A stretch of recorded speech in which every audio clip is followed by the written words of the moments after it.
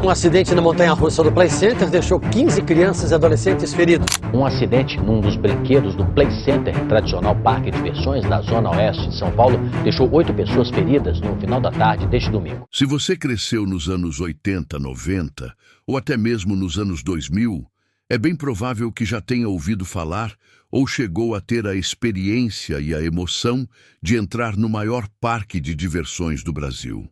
O Play Center, localizado no coração de São Paulo, ele foi muito mais do que um simples parque. O Play Center foi um verdadeiro fenômeno nacional, atraindo excursões de todos os cantos do país e deixando uma marca eterna na memória de milhões de brasileiros. O parque fez um enorme sucesso desde a sua criação. Porém, muitos se perguntam o que aconteceu com o Play Center, já que hoje ele não existe mais. Como um dos parques mais famosos do Brasil, referência em atrações radicais, chegou a ponto de fechar as suas portas. No ano de 2012, muitos foram pegos de surpresa com a notícia de que o Play Center encerraria suas atividades. Apesar de algumas dívidas, acidentes e polêmicas envolvendo o parque, não foram somente esses motivos que levaram ao fim do Play Center. Então, o que de fato aconteceu para que o maior parque do Brasil fechasse suas portas para sempre? É isso que iremos descobrir. Tudo começou no dia 27 de julho de 1973, data que marcou a inauguração de um dos parques de diversões mais icônicos do Brasil, o Play Center. Por trás desse sonho estava Marcelo Gudgas, o empresário visionário nascido na Bolívia, mas com uma trajetória marcada por viagens e mudanças. Filho de uma família polonesa que emigrou para a América do Sul, fugindo das consequências da Segunda Guerra, Marcelo cresceu entre a Bolívia e a Argentina até que finalmente se estabeleceu no Brasil. Já em solo brasileiro, Marcelo se formou em engenharia eletrônica pela Universidade Mackenzie, em São Paulo. Porém, ao invés de seguir um caminho tradicional na engenharia, ele decidiu apostar em um mercado que ainda era praticamente desconhecido por aqui, o da jukeboxes. Na época, as jukeboxes não eram populares no Brasil. Então, Marcelo começou a fabricar suas próprias máquinas para vender e alugar. O negócio foi ganhando força e logo ele expandiu para algo ainda mais inovador: as máquinas de pinball, que passaram a ser instaladas em bares. O sucesso foi estrondoso. Em pouco tempo, o Marcelo já havia alugado mais de 2.000 máquinas espalhadas por todo o Brasil. Essa experiência o levou a abrir seu próprio fliperama, apostando também nos jogos de arcade que ainda estavam em fase inicial no país. Foi nesse momento de ascensão que a sorte bateu à porta de Marcelo. Um amigo italiano o convidou para visitar um parque de diversões na Itália, e essa viagem mudaria tudo. Durante a visita, o proprietário do parque italiano propôs uma parceria inédita, em que ele enviaria alguns brinquedos para o Brasil e Marcelo se encarregaria de construir o seu próprio parque de diversões por aqui. Empolgado com a ideia, Marcelo vendeu seu negócio de fliperamas e começou a buscar um espaço para dar vida ao seu novo projeto. Foi então que se lembrou de um antigo amigo, o empresário Ricardo Amaral, que possuía um terreno de cerca de 5.000 metros quadrados aqui em São Paulo, onde havia apenas um grande tobogã inaugurado em 1971. Marcelo propôs transformar aquele terreno em algo muito maior. Inicialmente, o parque teria apenas o tobogã, uma montanha-russa metálica vinda da Itália chamada Superjet, além de tendas com brincadeiras e barracas de comida. Curiosamente, o nome Play Center era até então apenas o nome do tobogã. O parque foi um sucesso imediato. No dia da inauguração, centenas de pessoas formaram filas gigantescas para experimentar a primeira montanha-russa metálica do Brasil. A demanda foi tanta que o parque precisou funcionar por 24 horas seguidas para atender todos os visitantes. Com o crescimento do público, Marcelo percebeu que precisava de mais espaço. Logo ele comprou a marca Play Center e o tobogã de Ricardo Amaral e alugou um novo terreno com 30 mil metros quadrados na região da Barra Funda, bem em frente à Marginal Tietê. Foi nesse novo espaço que, em 1973, nasceu oficialmente o Place Center, como o Brasil inteiro viria a conhecer. Um parque moderno, grandioso e que logo se tornaria referência no país. 2 anos depois, em 1975, o parque lançou o famoso Passaporte da Alegria, o ingresso promocional que dava acesso a várias atrações por um valor fixo. Uma ideia simples, mas revolucionária, que tornava o parque ainda mais acessível e popular entre as famílias. Inspirado nos grandes parques dos Estados Unidos e da Europa, o Play Center foi o primeiro parque de diversões de grande porte em São Paulo.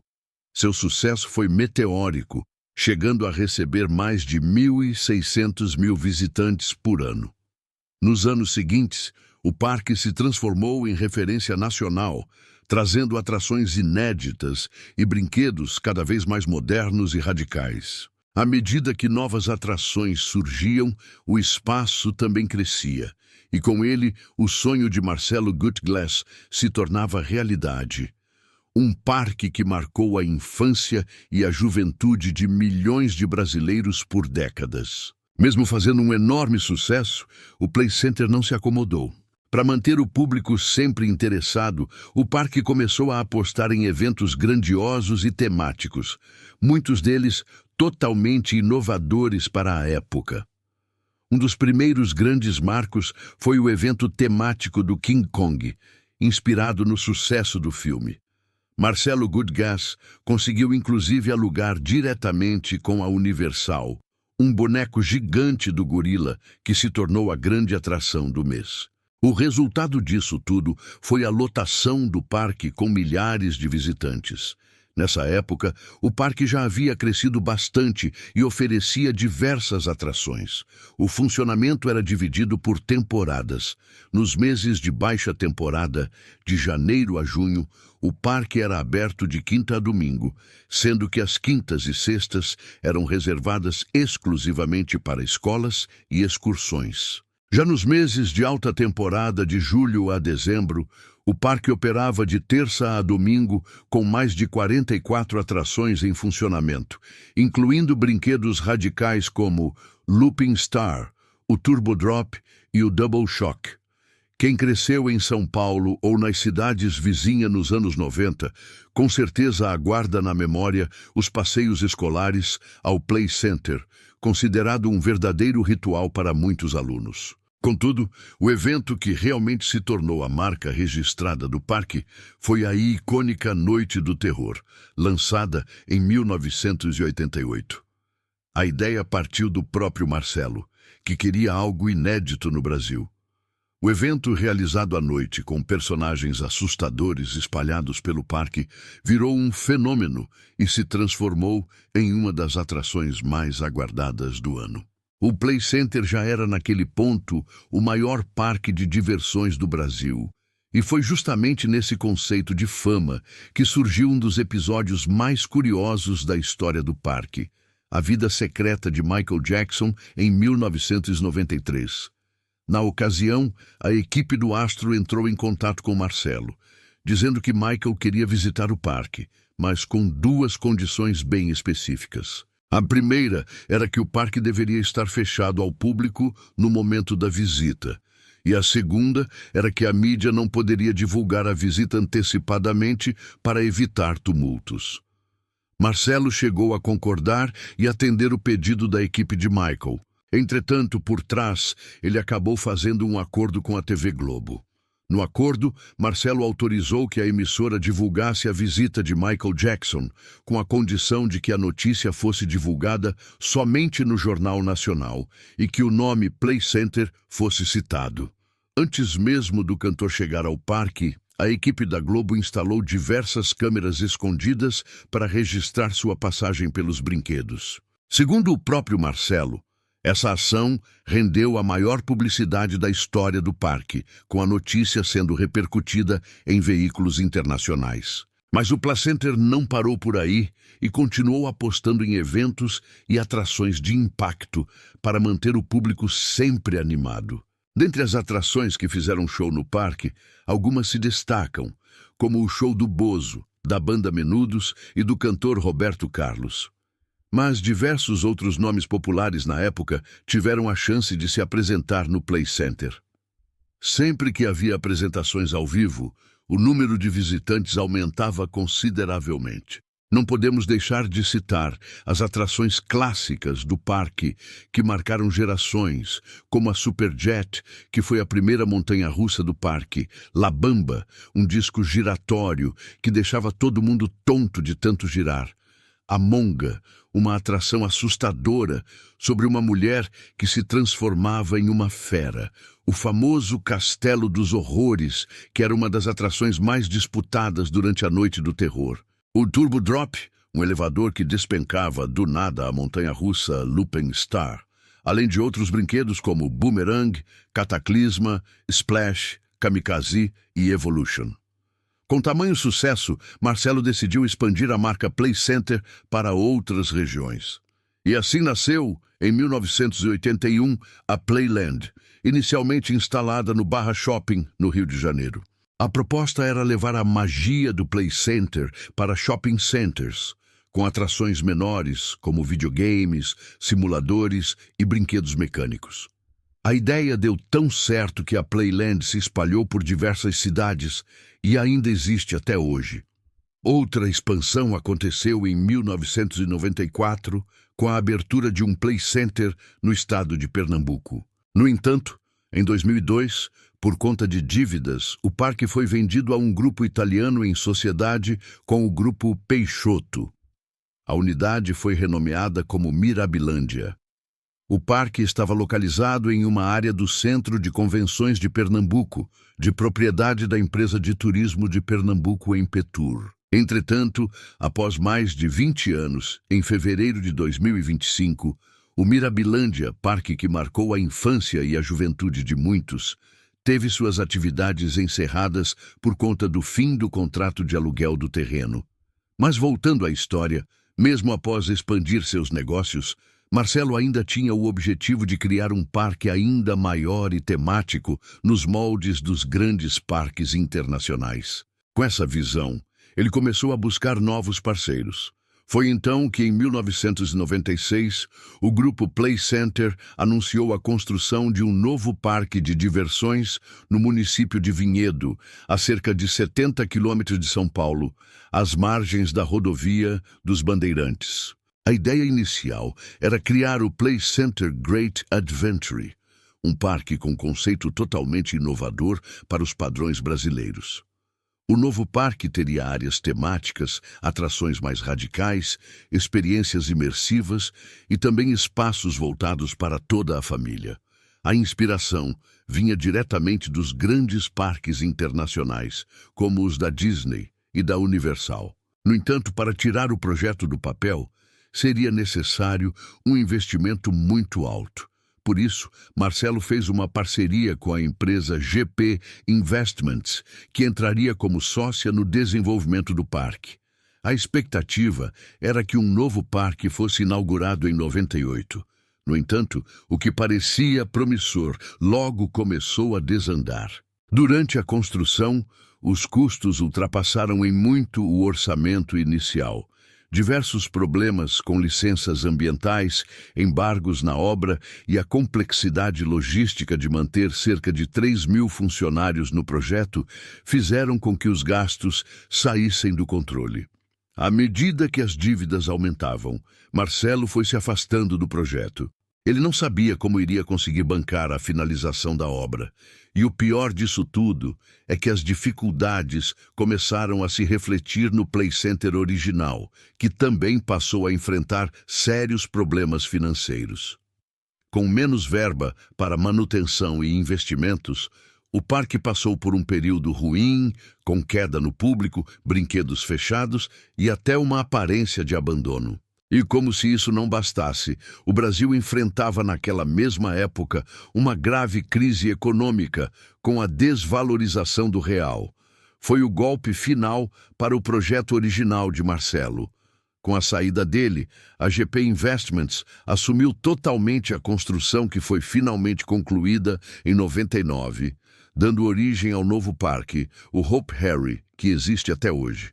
Com uma proposta moderna e totalmente tematizada, o Hopi Hari nasceu como um concorrente direto do Play Center e hoje é considerado um dos maiores parques da América Latina. Entretanto, sua inauguração não foi um sucesso imediato. O parque ficava mais afastado da cidade de São Paulo e o valor dos ingressos era mais alto, o que dificultava o acesso para boa parte do público, especialmente excursões escolares, que eram a base do sucesso do Play Center. Curiosamente, em 1997, antes mesmo da inauguração do Hopi Hari, a clássica roda gigante do Play Center foi vendida para um novo parque, onde está instalada até hoje. Enquanto isso, o Play Center seguia em crise. Mas, surpreendentemente, a história ainda aguardava uma reviravolta. Em 2008, Marcelo voltou a investir pesado no parque. Ele iniciou uma reforma geral com foco em melhorar os serviços, renovar atrações e modernizar as experiências. A estratégia incluiu também corte de custos, aumento da programação de eventos especiais e uma mudança no público-alvo. Antes focado majoritariamente em crianças e adolescentes, o parque passou a mirar a família como um todo. Novos brinquedos foram adquiridos e cerca de 5 milhões de reais foram investidos na revitalização da estrutura. O resultado foi imediato, uma vez que o público voltou a crescer e o P-Center parecia estar vivendo um novo auge. Mais moderno, mais estruturado e novamente popular, o parque recuperou o posto de maior parque de diversões do Brasil, ao menos por um tempo. No entanto, o sucesso duraria pouco. Mesmo com o novo fôlego, o Hopi Hari já havia se consolidado como destino favorito das excursões escolares e das famílias que buscavam experiência diferente e mais imersiva. E com o tempo, o Play Center voltou a perder espaço. O brilho de seus dias de glória começava a se apagar e o fim estava cada vez mais próximo. Apesar da retomada e do sucesso momentâneo, o Play Center entrou em um novo período sombrio. Além das dificuldades financeiras, o parque passou a enfrentar um outro desafio: os acidentes e, com eles, a desconfiança do público. Foram vários episódios, mas os mais marcantes ocorreram entre 2010 e 2011, deixando cicatrizes profundas na imagem do parque. Em 2010, um dos brinquedos mais icônicos, a montanha-russa Looping Star, se envolveu em um grave acidente. 2 carrinhos colidiram no final do percurso, causando o impacto que levou algumas pessoas a baterem a cabeça na estrutura metálica. Cerca de 15 pessoas ficaram feridas, sendo que 3 tiveram lesões mais sérias, como fraturas no nariz, maxilar e clavícula. A assessoria do parque informou que a maioria teve apenas ferimentos leves, mas o estrago na imagem já estava feito. No ano seguinte, em abril de 2011, o pesadelo se repetiu. Durante uma das voltas iniciais do brinquedo Double Shock, uma trava de segurança se soltou. O resultado foi assustador. 8 pessoas caíram de uma altura de cerca de 7 metros. 3 delas precisaram ser internadas na UTI e uma passou por cirurgia. Outras vítimas sofreram fraturas nos braços e nas pernas. Esses acidentes geraram repercussão intensa na mídia. O estrago na reputação do parque foi irreversível. O público começou a evitar o Play Center, temendo por sua segurança. Entretanto, os acidentes foram apenas parte de um problema muito maior. O parque já tinha acumulado dívidas altíssimas, agravadas pela queda na frequência dos visitantes. E manutenção dos brinquedos era cara, exigia peças importadas e mão de obra especializada. Outro agravante era o aumento do dólar. Nos anos 90, a importação de brinquedos era relativamente acessível, mas com o tempo ficou muito mais caro trazer equipamentos do exterior, dificultando a renovação do parque. Além disso, o aluguel do terreno era altíssimo e comprar o espaço que havia se valorizado justamente por conta do parque era inviável. Lá no início, quando decidiu abrir o Play Center naquele local, Marcelo teve a chance de comprar o terreno, mas na época todos os seus recursos estavam sendo investidos na compra dos brinquedos. A escolha foi pelo aluguel. Décadas depois, esse detalhe se tornaria um dos fatores determinantes para o fim. Com o local valorizado, o dono do terreno vendeu espaço para outra pessoa e Marcelo simplesmente não tinha como competir financeiramente. O cenário não dava mais margem para reações. Em julho de 2012, o anúncio que ninguém queria ouvir finalmente chegou. O Play Center iria encerrar suas atividades. O parque foi oficialmente fechado no dia 29 de julho de 2012. O terreno foi adquirido por um novo proprietário e hoje abriga prédios residenciais, comerciais, empresas e estacionamentos. Alguns dos brinquedos do Play Center ganharam um novo destino, como Splash, o barco Viking, que foram levados para um Animalia Park. A montanha-russa Colossus foi vendida para um parque nos Estados Unidos e depois revendida para um parque na Alemanha. Já o Frog Hopper e o Fire Chip foram adquiridos pelo Parque da Criança em São Bernardo do Campo. Em meio à tristeza do fechamento, uma notícia reacendeu a esperança dos fãs. Em 2013, o Play Center anunciou a ideia de criar um novo parque, agora com foco no público infantil, com atrações mais educativas e interativas. O projeto até saiu do papel, mas em um formato bem mais modesto e em outro local. Em 2018 foi inaugurado o Play Center Family, uma transformação da antiga Playland do shopping Aricanduva, em São Paulo.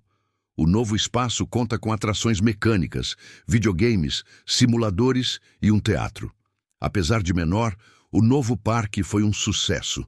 Já em fevereiro de 2024, a Cacau Show comprou o grupo Play Center. Essa aquisição marcou a entrada da Cacau Show no ramo de parques e entretenimento, além de impulsionar o projeto de um novo parque temático, o Cacau Park. O grupo Play Center operava as marcas Playland e Play Center Family. Entre os planos da Cacau Show está a criação de um parque temático próprio, o Cacau Park, que promete ser o maior da América Latina, com previsão de inauguração em 2027. Muitos ainda sonham com o retorno do Play Center. Hoje o parque já não existe mais. Contudo, ele segue vivo na memória de gerações inteiras. O Play Center pode ter fechado suas portas, mas nunca saiu da memória de quem teve o privilégio de passar por lá. Agora me diz, você gostava do Play Center? Gostaria que o parque fizesse um retorno?